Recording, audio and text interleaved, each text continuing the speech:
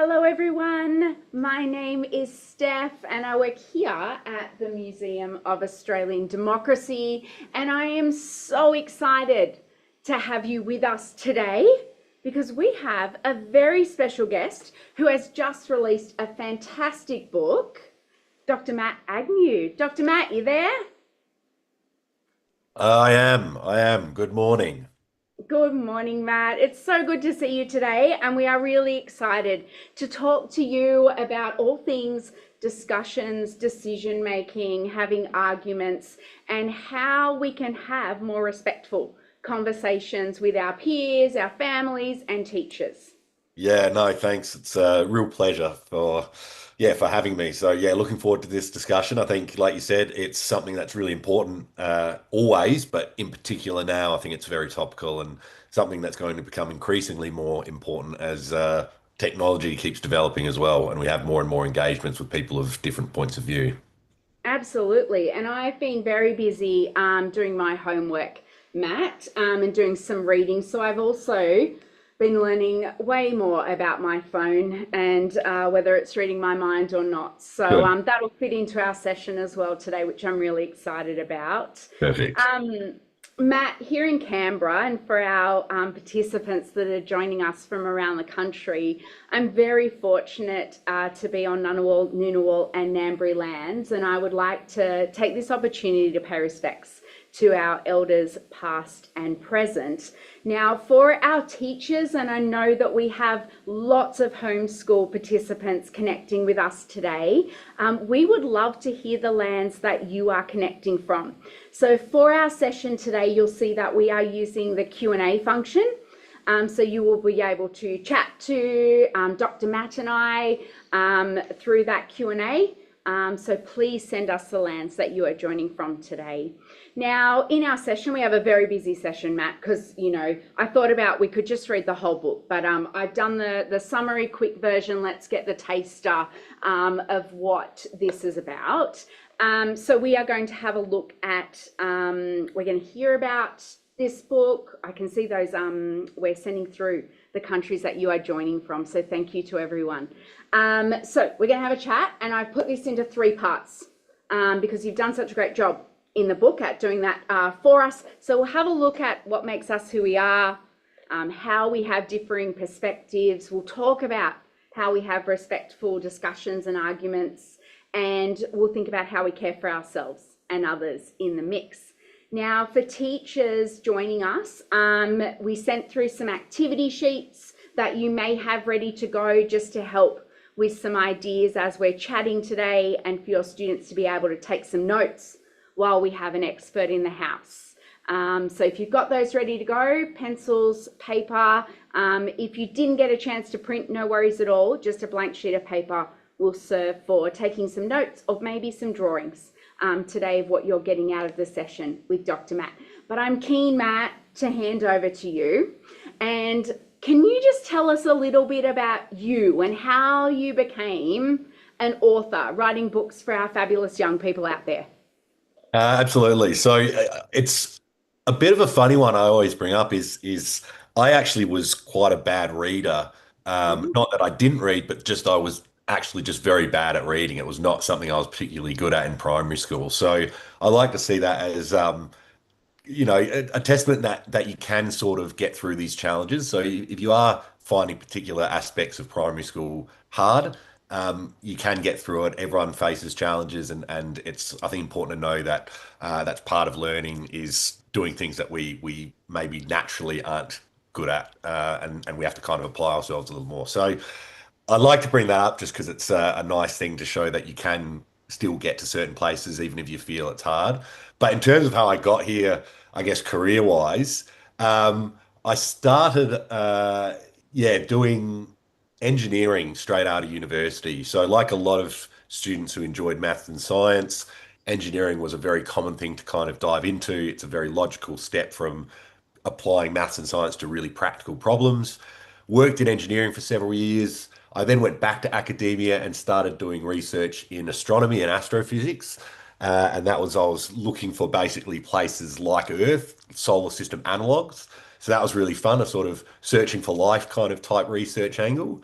And then I went back into industry after that, and I was working in what's called data science or applied AI.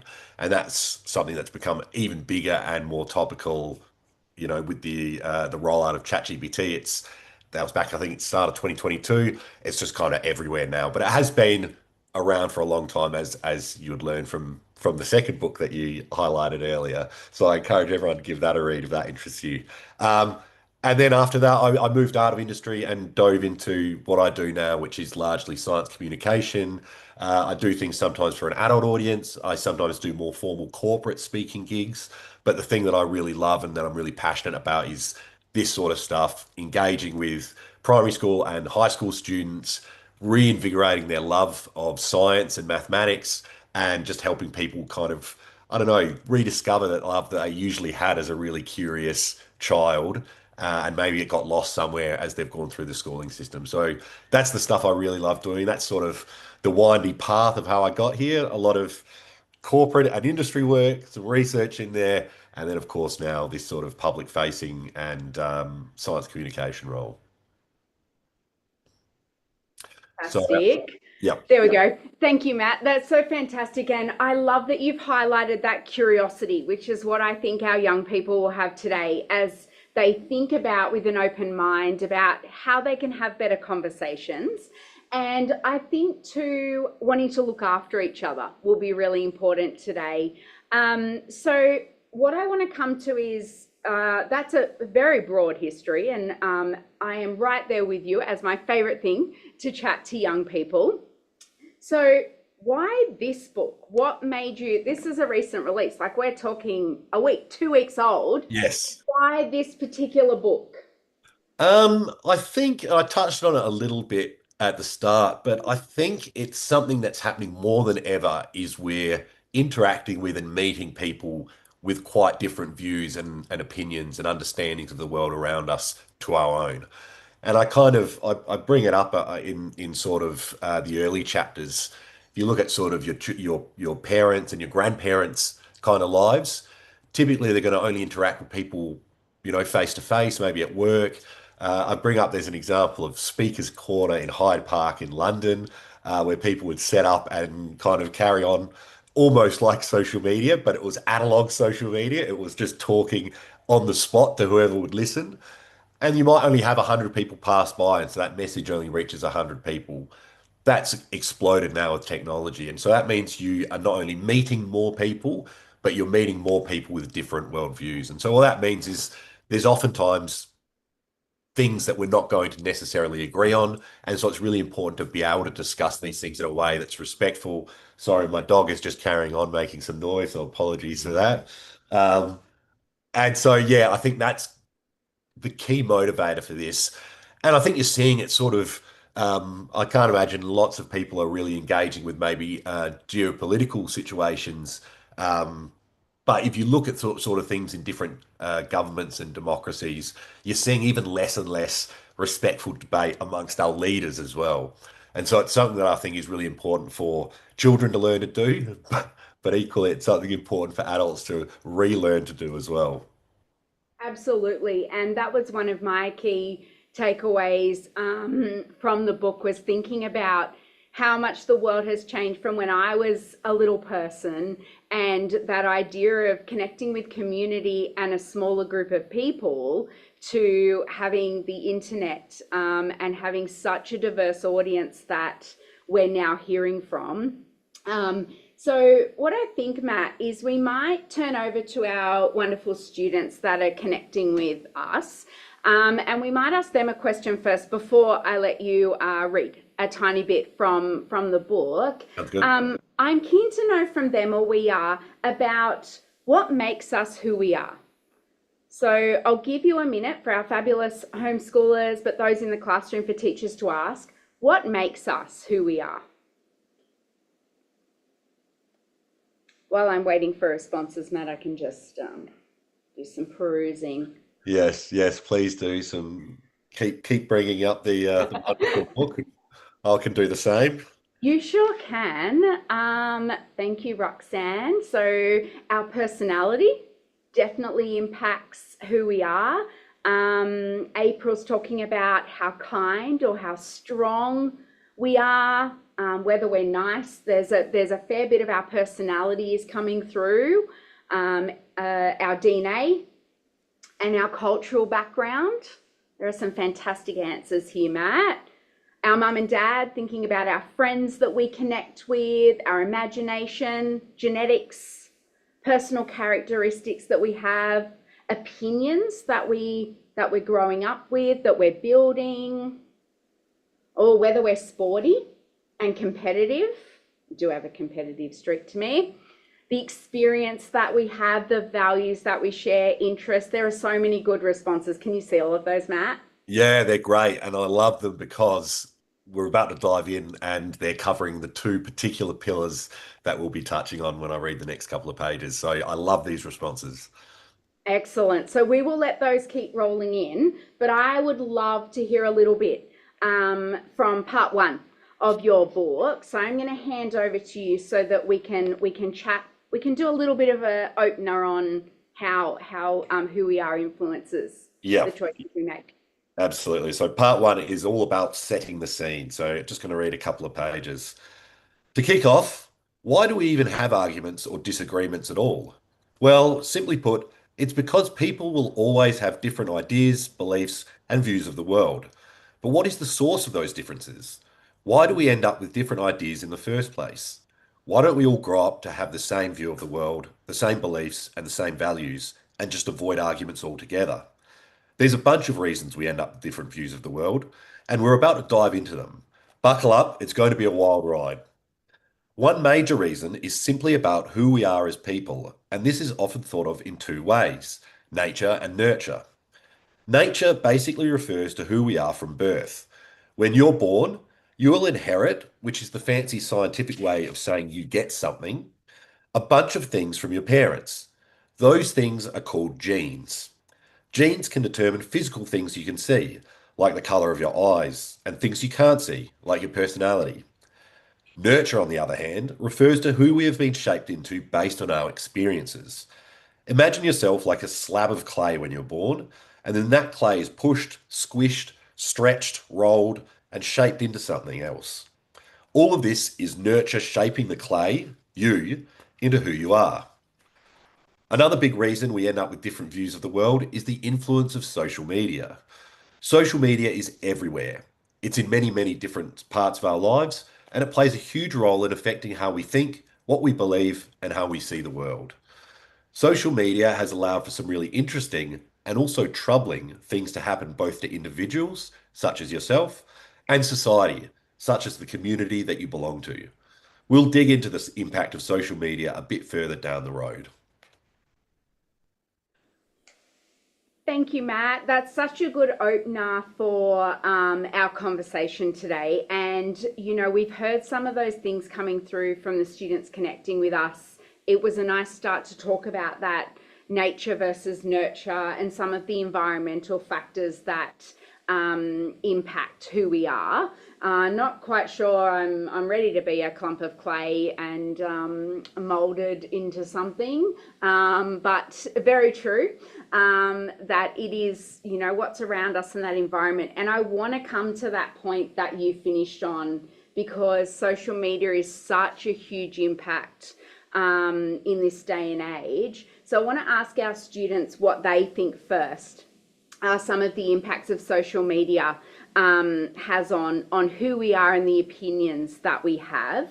And it's probably not even just social media, Matt. It's probably also just media that we're connecting with and how we get our news and information in this day and age, the conversations that we're having with different groups of people being in our school environment. How might that change how we see the world and how we have discussions? Yeah, I think media is a really good one because Mm, there's sort of a larger body, a larger organization, a business that will be publishing particular media things. Particular media outlets produce this newspaper or that newspaper. And what that means is that organization will have an editor or someone with sort of editorial control, and they're going to have a particular view of the world and a particular understanding and values and opinions.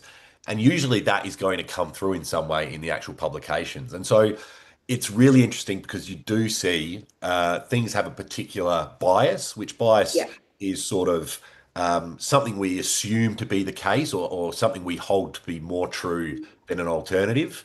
And everyone has bias for particular things. But it means that these organizations, these editors that are putting out this media, that bias will usually trickle through. And yeah. so everything that we read from social media to just traditional media will have a particular flavor to it, so to speak. And that flavor is going to be representative of that person's beliefs, opinions, biases. You're so right, Matt. We're getting some comments which are very interesting because we have had the social media ban enforced here in Australia, but it's not necessarily all platforms that are experiencing that ban. But you are right in talking about bias and even the websites that we look at. You know, I know this was big in your AI book around that algorithm and how, you know, cookies, I guess, how experiences are tailored for us, which isn't necessarily just through our social media platforms, but how, you know, our content is curated. And Yeah. I guess too, some of those key things around an echo chamber. Do you want to speak a little bit more to that? Yeah, I think you, if you only have news or things coming through from one particular origin, source, Mm, media yep, outlet, whatever you want to say, it means you're going to see things, as I said, through their lens, with their bias, with their views and understanding of the world. And it can mean that you end up falling into that exact same way of thinking. And obviously, the world is not black and white. It's a really complex, beautiful tapestry of different views and opinions and understandings of the world. And so it's really important we do actually have access to media or social media from a variety of sources to give us a more accurate representation or reflection of the complexities of the real world. Um, so I think, yeah, the problem is not so much having multiple different ideas. That's actually really healthy. Echo mm, chambers can be dangerous because we can start thinking a particular idea is the dominant way of thinking, whereas the reality we might just be in an echo chamber with three other people. Um, but social media, the I guess troubling part of social media is the way it decides what to show you. Uh, it's by what is driving engagement, what people are most interacting with, and typically what science has shown is that's things that usually drive outrage, things that upset us, or things that we really strongly agree with. And so we end up with sort of very binary way of seeing the world. We're only seeing things we really strongly believe to be true and things we really, really make us angry and outrage us. And obviously, like I just said, the world isn't black and white. And so just having a binary view, an us versus them, a black and white spin of things is just not helpful to our understanding of the real world. yep, absolutely. Now I'm going to read some of the comments that are coming through for you that fit in with this, Matt. You know, we're seeing that people are not using platforms in a kind way, which speaks to the polarization and lots of differing opinions. Um, that, you know, we're hearing things that we might not really understand, or, you know, we've got the issue of misinformation and not everything being true, and some of the curated content that comes through, that mistrust, the fake information and the unknown that we're seeing. Our wonderful students are picking up on these things.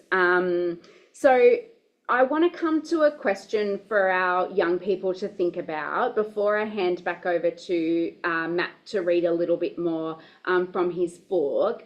Why, and I know, Matt, you've touched on this a tiny bit in your comments, why is it important for us to have differing perspectives for discussions and arguments? So for our young people, with your teachers, think about why is it important that we have those differing perspectives in our discussions and arguments. And Matt's already given you a few tips because he's very kind today. And I hope our audience out there are noticing that I'm moving around the building as well. We've skipped through the House of Representatives, and this just happens to be the Prime Minister's office here at Old Parliament House as well. So I hope you're appreciating my changing backdrop as we move around. But I wonder what some of those things are. Some of those reasons that we want to hear those differing views. Now, while they come in, Matt, shall we prepare ourselves? Because critical thinking is one of my favourite skills that we should all have, especially when we're engaging with media, Yes. which fits right in with our mis and disinformation. How about we offering different perspectives? Otherwise it gets boring and it's all the same. Very true. Otherwise we will all have the same personality. Yep, definitely boring. That's not exciting if we're all the same. Don't want to be the same. There's lots of boring coming through today. Grateful that we are all different. So we're interested, inventing different things so we can grow and develop different skill sets. Yep. If everyone had the same opinion, we wouldn't know different people or have different interests. Lots of good responses. Thank you, Torrens Primary. All right, Matt, while they're rolling in, we'll let them keep coming. Yep. Let's talk about it's critical to think critically. Yep. Okay. It's critical to think critically. Critical thinking is like being a detective. You ask questions, look for clues, and check facts to figure out what is really true so you can make good decisions. In a world where there is so much information, it's easy for people to be tricked if they are unable to be good detectives. That is, if they're unable to think critically, and therefore fail to figure out what's true and what's false. Critical thinking is important because figuring out if something is true or not is the first thing we should do when we're trying to decide if we should believe something. So how do we think critically? Well, there's several steps. Ask questions. Fairly straightforward, right? Basically, just remember you don't have to believe what someone says straight away. You can ask questions. Claims that are true have good, reasonable explanations, and someone telling the truth won't mind answering those questions. Gather evidence. Time to really start being a detective. If something is true, can you find evidence to support this? In some cases, this could be as simple as finding photos to demonstrate your point. Check out this photo taken from space. Does the Earth really look flat? Sometimes it could require more work, reading through and understanding more about a topic, or finding evidence in the form of articles written on the topic. Consider different perspectives. When we see something new, we're obviously seeing it from our own point of view. Sometimes, though, it's helpful to think about things from someone else's point of view too. Something could appear different to two different people. Break it down. If you consider the smaller pieces of big ideas bit by bit, it's easier to use your detective skills on each piece. Think about when you're told to clean up your room. Looking at a whole messy room feels overwhelming, but if you look at each part of the room as a smaller task, it becomes achievable. And stay curious. Staying curious means wanting to learn. Have an opinion, have an open mind, and be ready to learn something new. After taking all the steps above to think critically, you might believe even more strongly in what you already thought to be true, or you might realize you were wrong. You can instead learn and change what you think. This is a good thing. It's always important to be open to learning, changing, and growing. Matt, you had some of my favorite things in there. I'm always ready to ask questions. I'm always keen to be curious, and definitely having an open mind to others' ideas and perspectives. So what I want to do with that information is think about some things that our young people already know a little bit about. And the tricky thing for you and I is that we're not allowed to overlay opinions here, right? So I don't want to know just yet which one you think we should do. So we're going to ask you a question, and we want to hear your thoughts on which one you would like to do first. So you've got two options to choose from for this first discussion that we're going to have. So we want you to think about, and I really liked this one. This was in the book, so I stole it straight out of Matt's book. So we really want to hear from you about whether you think we should explore the oceans more or space first, and why. So without Matt telling you which one he thinks. So think about whether you think we should explore the oceans or space, and why. It'll be important to have your why.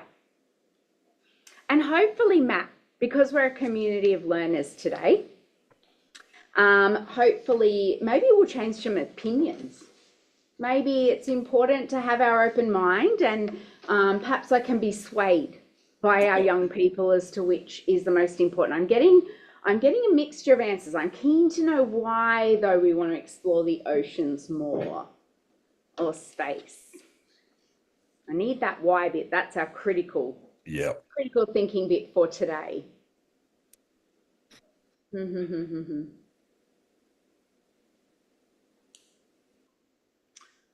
All right, so learn more about the world that we live in. That's about the oceans, space, understanding where else life could be. The oceans, because we know less about them than space. Oh, that's an interesting one. Oceans, because over 80% of the world's water remains unmapped. Do you know that as a fact, Matt, before I commit to misinformation? It is a very large number. I can't remember off the top of my head the exact number, but it is You know, it is very large. So I think 80% is in the realm of unmapped, but I would need to go and do some critical thinking and find you will gather our evidence. That'll yes, be that one. correct. Excellent. Our participants can look into that, find their sources, Yes. can fact check that one for us. All right, oceans, because they're very beautiful and we want to know more about them. Also, what is deep underneath, to save people's lives, learning about the creatures that live in the ocean. That's a cool one. Oceans, so we can explore more sea creatures, we have to explore space more than oceans. And oceans because they're accessible to everyone. That's an interesting one. I like that There are one. lots of good ideas there. I'm getting lots about the oceans. We do like the ocean here. And my team that's behind us are keeping a tally. Outstanding. Ocean studies help us to learn more about marine life. So there's a lot about the animals that live in the ocean. Find more fish so we can eat. So maybe, some of that research into better understanding how we do sustainable fishing. Look at the oceans because it's more important to learn about the planet than others that don't affect us. Oh, Matt, what's your thought? Well, I am a little biased. I You admitted it though. Yep, I admit my bias. It's space for me, and that's because I studied it, I researched, I've already done some of the searching as part of my research that I published. I love it. I'm fascinated by space. I always have been from when I was a boy. I actually got into uh, my interest in space from the first NASA Mars rover Sojourner that landed on Mars and was exploring and sending back the first pictures from the surface. And it just completely enamored me and something that's, ignited that interest in space, which I still have today. One of my best friends is a marine biologist, and we obviously have a different opinion to one another. And obviously, as you'd expect, he's much more excited about exploring the deep sea. So, yeah, it's the deep space for me. Oh, fantastic. There's Millie's joined us today and she likes both. We've got Millie sitting on the fence there. She's keen to investigate our fascinating planet and animals, to discover new species, which is very exciting. But also space would be great so we can see the Earth. And other planets that are out there that might be able to support life. So I love both of those. Now, Matt, I am going to ask them another question that's a little bit trickier, that has more options for them to think about. But I want to ask you first, and you talked about friends that have differing opinions there, and I appreciate you acknowledging your bias in this one, but can you share some tips for our audiences, that was a big piece in the book around how we have those respectful discussions. What are some of the things that we can keep in mind so that we're looking after each other when we're having arguments? Yeah, I think one of the most important is, and this ties in with having an open mind, and that's listening. And there's a kind of amusing saying, you've got two ears and one mouth, and it's good to use them in that ratio. Um, and I think that's a really good step to take when you first engage in an argument or a debate is you really want to listen and hear what the other person is saying. And when you argue, you want to avoid sort of sounding condescending or lectury or making it seem as though that's stupid, that's a silly thing to even have thought was true. You sort of the way I explain it is you want to bring people inside the tent with you to really be able to understand and walk through your position, and then also keep your mind and ears open to allow them to walk through you through their position as well. And I think that's the really positive way to engage respectfully in argument and debate. And the other one is and we mentioned it when I read the critical thinking part. But changing your mind is something that we always kind of avoid now. It's seen as some sort of failure or being wrong, and it's really not. If you change your mind, it usually means you've learned something new. And so it's really important when you do engage in argument and debate to know that there's not really a winner or a loser. It's about understanding and learning something together. And we should embrace changing your mind as growth, not seen as some sort of negative failing in any way. Matt, that was a big takeaway for even me as an adult from the book. You'll be glad to know in the last week I have practiced changing my mind, especially at home, and owning up when I'm not right. Yeah. So thank you for that friendly little reminder. That you can change your mind and that's okay. Especially as we get more information or different facts that we perhaps didn't have access to before. I think that's an important skill for us to have to say, I hear what you're saying, and I based on these reasons or based on this new information, I've changed my opinion on this. I think that's you're right, like that unlearning of having to dig in and really, stand our ground, even though when we know perhaps we're not right, Yes. that we have made a mistake.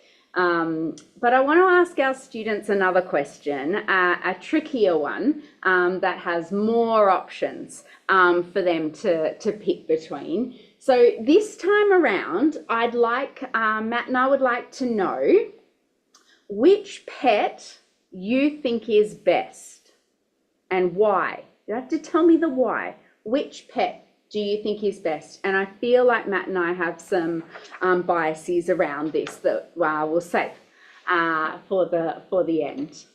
But drop your answers in the chat.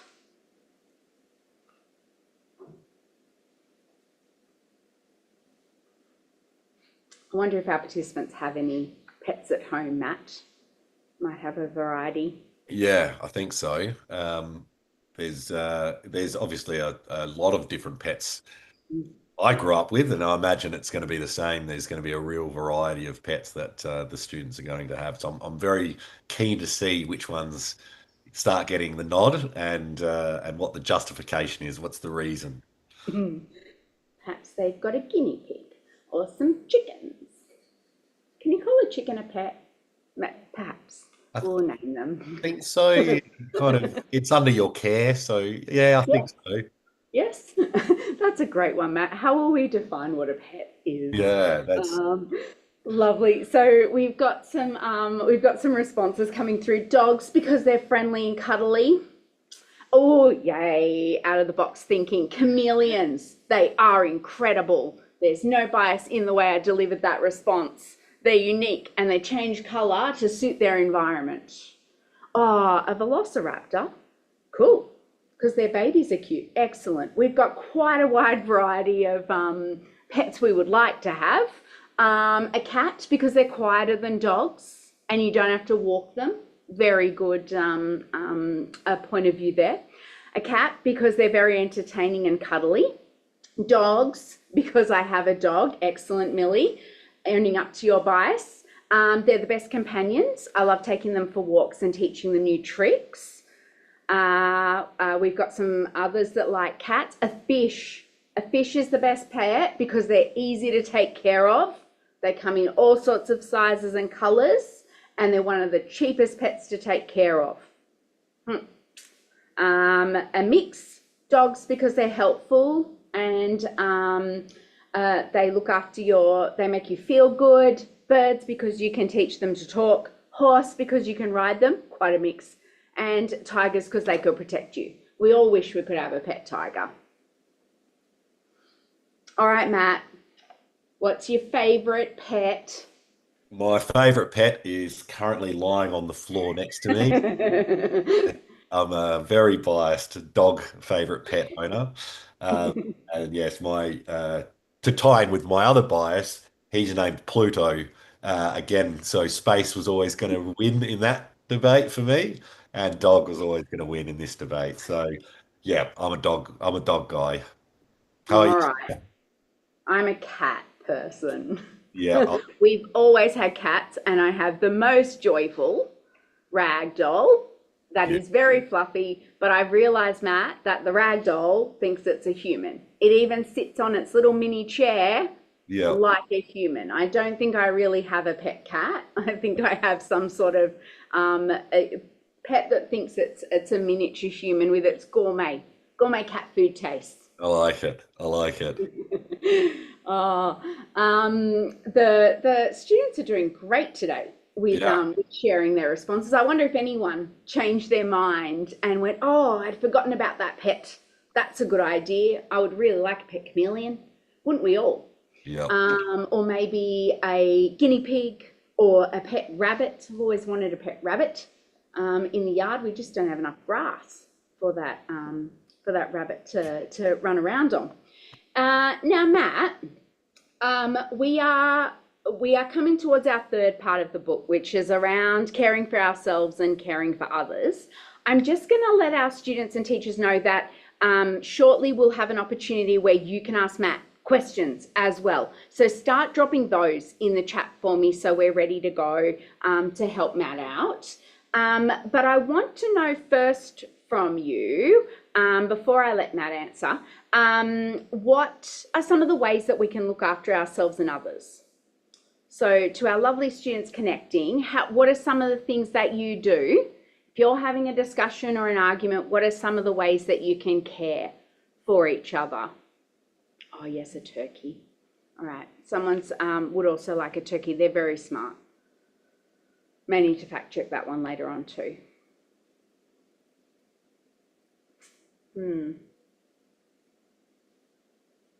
How can we look after ourselves and others when we're having some of these tricky discussions? And it could be with your friends, your family, a classmate, could be out on the football field. I was thinking about the weekend sports, Matt, and referees and decision making Oh yes. on Yeah. the field. Great. Yeah. Great source of argument. Sporting. Yes, and obviously sporting steeped in bias. We've got our responses are coming through. Not to speak over the top of each other. That's a great one. To have an open mind and to listen to others' ideas. To make sure that we don't fight when we're talking. Very good. To use kind words. I really like that. To have, I guess, some of the phrases that you might use in conversations. So I'm not wanting to have a fight, but let's have a chat. Let's, talk about it. What do you think, Matt? What are some of your go-to things that we need to think about so that we can look after ourselves and others when we're having arguments or discussions? Yeah, I think a lot of the answers that the students gave are kind of right on point. I think Mm, the not speaking over one another is really important. You can't be listening if you're speaking over someone. But I think also potentially setting down some ground rules and maybe taking turns and kind of coming up with a loose set of rules. There's obviously really formal sets of rules in things like debating, which some students might be in the year where they're starting to participate in debates. But you can kind of set some informal ones when you're talking and so on as well. We touched on one early. Obviously, you want to avoid any sort of condescending tone or suggestion that someone's silly for even having a particular idea. You want to listen to them and respectfully walk them through your thinking, allow them to walk through yours. But I think one of the really important ones is because debate and argument can get emotional very quickly. There's lots of things where you might personally have some sort of connection with the argument, and it's really important to be able to say, I need a break, or being able to walk away, or taking a breather, and just being able to say that, I can feel myself getting quite emotional here. I need to kind of step away, and allowing the other person to step away as well if they're finding they're getting a little too emotional. So it's respectfully arguing, but also looking after yourself and acknowledging when you need or they need a break as well. Agreed. And some of the things that you talk about in the book, our students are also mentioning for you there, Matt, using a calm voice. So thinking about our tone when we're speaking to others, that walking away, that respectfully agreeing to disagree, taking an extra moment if you're feeling tired or exhausted, and thinking about how or what you're saying to other people and looking for other points of view. I remember in the book, that common ground I found really interesting, especially when you were talking about climate change and that idea of we all want a good future for everyone, and thinking about what is that common ground. Is it that we want to continue playing our game of sport? So can we agree to disagree so that we can move on and continue rather than getting stuck in a moment? Matt, I'm keen for our participants to be able to ask you some questions because I have taken up a lot of question time today. So please drop in. What would you like to know from Matt for the last few minutes of our session together?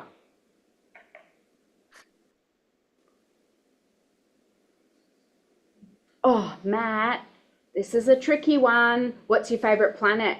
Favorite planet. It is a tricky one. I think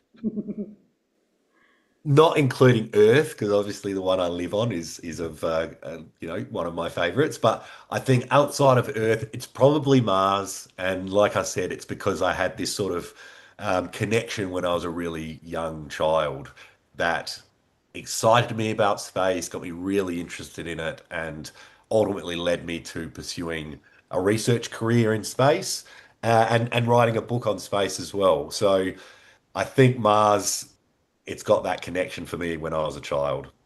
Yep, that's a good answer. Do you have a favorite animal? Ooh, We're asking the uh, hard-hitting questions yeah, first. I know. Look, dogs up there, but actually from when I was young as well, it was gorillas. I Oh, really good liked choice. gorillas. Yeah, I used to have a couple of fluffy gorilla toys when I was young. I was also a big fan of Donkey Kong growing up. So yes, I think, yeah, it's probably gorillas. yep. Did you start writing with the intention to be published? Um, I started writing as part of my research. That required a lot of writing, but it was a very formal style of writing. There's a lot of quite rigid rules in how you have to write when you're writing a scientific article to be published. So I wrote a lot as a career, but in terms of writing something that was more engaging to the public, I I think a lot of people when they're younger have, yeah, kind of aspirations. They think it would be really lovely to be able to have the opportunity to write for the public, and in particular for me, for children. Um, I didn't think I'd ever be able to do that, and I was very lucky in the kind of experiences that I've had that I ended up basically having a connection and introduction with the publisher Allen and Unwin, and they thought that some of the research I'd done would be really, really interesting as a book. And so I kind of wrote and showed them some sample writing, and they said, "Yep, that's great. Would love to move along and publish something together." So That was a long answer, and I haven't given a really Yeah. concrete yes or no. But yeah, I've always liked writing. I've enjoyed it, and I was really lucky and fortunate enough to have this opportunity to write for the public, and really grateful for that opportunity. Oh, wonderful, Matt. Thank you for sharing that with us. We've got someone in the chat that would like to know, how do you stay friends with someone who has opinions on things you strongly disagree with? Yeah, it can be challenging. One of my best friends, we have very different political views and opinions, Yep. which I'd say is probably religion and politics are probably the things you're most going to see people butting their heads, especially as adults. Um, I think firstly, it's really helpful hearing their point of view because, like we discussed, echo chambers and only talking to people with similar views, you don't get a really complete reflection of society. So I've found it firstly useful for seeing a different perspective of things, but then again, engaging in those respectful ways to engage in conversation. And so we've had debates in the past where we don't see eye to eye and getting to a point of, yeah, look, I think, agree to disagree. We do see things differently, but then being able to park that as something separate to the person and the relationship. And I think that's really important in whatever form that relationship is, whether it's a working relationship, a friendship, a romantic relationship, a family relationship, to be able to separate the topic from the person as well. There's always going to be exceptions to that, but I think it's really important because it is, you don't want to lose friends and family and relationships over any time you don't see eye to eye on a topic. So Yep. it's engaging respectfully, listening to them, and being able to park differences if that is just a difference. Yep. That's a good answer, Matt. We've had a couple of those in the chat, so thank you for that thinking. I'm going to ask you two more, and then I'm going to ask you what you're currently working on. So, Okay. and one of those is, what's your favorite fact about space? And you only get one, Matt. Oh, there's a lot of really cool ones. I think this one is one I really like. So everyone knows the Earth is orbiting around the sun. But sometimes people don't know that the solar system that we're a part of also orbits around the Milky Way. The Milky Way is almost like this big disk, and stars, which means our solar system, orbit around it. Now, the really fun fact or interesting fact I love is that when dinosaurs existed, Yeah. the solar system was on the complete other side of the Milky Way. And so the night sky would have looked completely different. And I think that's really cool because you don't often think about the fact that not only is the Earth orbiting the sun, but the sun and our solar system is also orbiting the Milky Way. So that's one of my favorite fun facts. All right, that was pretty cool. Thank you for that one. I'm glad you enjoyed it. I've got a lot of very dorky facts that I find very fun, so it's always good to other people do it as well. Oh, yay. So you can thank our participants for asking you that question. So you could be a little bit dorky. Yes, thank Um, you. I appreciate it. do you have any plans to write more books? I do, yes. I've got some ideas for what I'd love to write next. Um, I want to keep writing in the younger age demographic. I really enjoy writing for children, and one of the things I love about it, and I saw it with the book that you showed, the Is My Phone Reading My Mind, was that kids read it, but their parents would read along as well, and I loved seeing that collaborative reading and learning experience of child and parent. But yeah, the next one. Uh, my first book was on space. I kind of want to step back in and write another book on space. So that's probably the idea I'll be looking to talk with my publisher about and say, look, I think this will be a really fun book. What do you say about another space book, but this time for a younger age group? Excellent. All right, we will keep our eyes peeled for that. And one last question before we wrap up today. What are you currently working on? It's a big project I've been working on for quite a long time, and it's looked like it's finally going to come to fruition. We've just recorded it, and it's basically going to be a video format. if anyone's ever seen my science videos I do on social media, they're little 40 to 60-second clips about an interesting science topic. We're basically doing longer form versions of them, so 6, 8, 10 minutes, diving into the same kind of things, really interesting questions about the world, and talked about in a way that's fun and engaging and educational, and having lots of people participate as well. So we've recorded them with a bunch of little scientists, so students from across a bit of a range of ages. From, I think we had the youngest was in year 3, and the oldest was in year 7, and yeah, really excited to get it out there. So stay tuned for basically this video content that will be available soon, and learning some science with me. Oh, love it. We will keep our eyes peeled for that one.